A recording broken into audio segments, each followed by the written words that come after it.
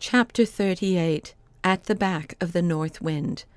I did not see Diamond for a week or so after this, and then he told me what I have told you.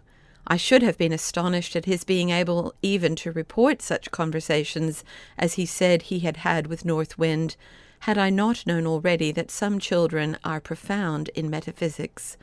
But a fear crosses me lest, by telling so much about my friend, I should lead people to mistake him for one of those consequential, priggish little monsters who are always trying to say clever things and looking to see whether people appreciate them.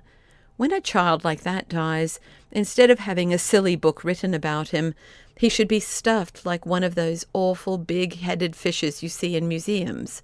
But Diamond never troubled his head about what people thought of him. He never set up for knowing better than others. The wisest things he said came out when he wanted one to help him with some difficulty he was in. He was not even offended with Nanny and Jim for calling him a silly. He supposed there was something in it, though he could not quite understand what. I suspect, however, that the other name they gave him, God's baby, had some share in reconciling him to it. Happily for me, I was as much interested in metaphysics as Diamond himself, and therefore, while he recounted his conversations with North Wind, I did not find myself at all in a strange sea, although certainly I could not always feel the bottom, being indeed convinced that the bottom was miles away. "Could it be all dreaming, do you think, sir?" he asked anxiously.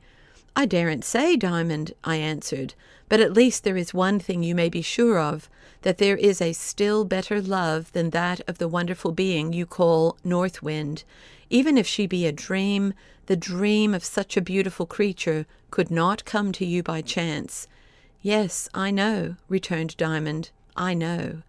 Then he was silent, but, I confess, appeared more thoughtful than satisfied. The next time I saw him, he looked paler than usual. "Have you seen your friend again?" I asked him. "Yes," he answered solemnly. "Did she take you out with her?" "No. She did not speak to me.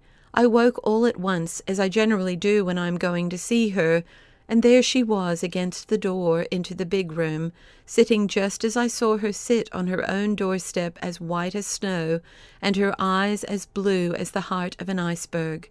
She looked at me, but never moved or spoke. "Weren't you afraid?" I asked. "No, why should I?" he answered. "I only felt a little cold." "Did she stay long?" "I don't know. I fell asleep again. I think I have been rather cold ever since, though," he added with a smile. I did not quite like this, but I said nothing. 4 days after, I called again at the Mound. The maid who opened the door looked grave, but I suspected nothing. When I reached the drawing-room, I saw Mrs. Raymond had been crying. "Haven't you heard?" she said, seeing my questioning looks. "I've heard nothing," I answered. "This morning we found our dear little Diamond lying on the floor of the big attic room, just outside his own door, fast asleep as we thought. But when we took him up, we did not think he was asleep. We saw that—" Here the kind-hearted lady broke out crying afresh. "May I go and see him?" I asked. "Yes," she sobbed. "You know your way to the top of the tower."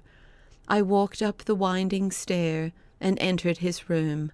A lovely figure, as white and almost as clear as alabaster, was lying on the bed. I saw at once how it was. They thought he was dead. I knew that he had gone to the back of the north wind.